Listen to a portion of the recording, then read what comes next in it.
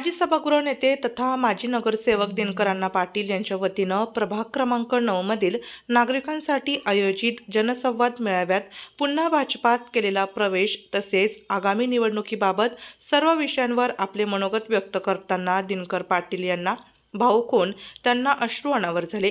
निवडणूक 15 जानेवारी 2026 रोजी होणार आहे। त्या निमित्ताने हे आपलं परिवार आहे, कुटुंब आहे, सांगून तुमच्या सहमतीने नेहमी आपण पुढचं पाऊल टाकत असतो।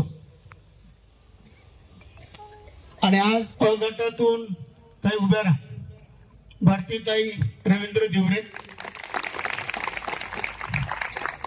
महिला गटातून संगीता बाळासाहेब घोटेकर, अमोल पाटील उभे राहा आणि मी स्वतः दिनकर पाटील, आम्ही 14 जण उभे राहणार आहोत।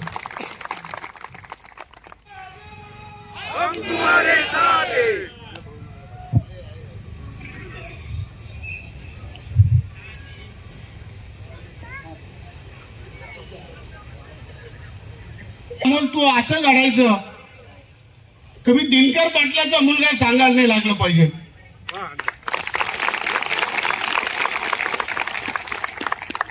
लोक मला म्हणले पाहिजे, अण्णा तुमचा मुलगा खूप भारी तुमच्यापेक्षा। आणि आज अमोल माझ्यापेक्षा 100 पट पुढे गेला आणि तुम्ही कौतुक करता ते काम तो करतोय। मला आनंद झाला की अमोलला सांगितल्याप्रमाणे तो घडला आणि प्रत्येक नुसता प्रभागापुरता नव्हे, त्यादिवशी आमची पक्षात प्रवेशाच्या आधी एक कोर कमिटीची मीटिंग होत असते। भारतीय जनता पार्टीच्या कोर कमिटीने आम्हाला बोलावल्यावर मला सगळ्या कोर कमिटीने सांगितलं, अण्णा तुम्ही खूप चांगला निर्णय घेतला, अमोलचं भवितव्य खूप मोठं या पक्षामध्ये होणार आहे। आणि मी अमोलच्या भवितव्यासाठी, तुमच्या भवितव्यासाठी भारतीय जनता पार्टीत मित्रांनो प्रवेश केला, सगळ्यांना आनंद झाला।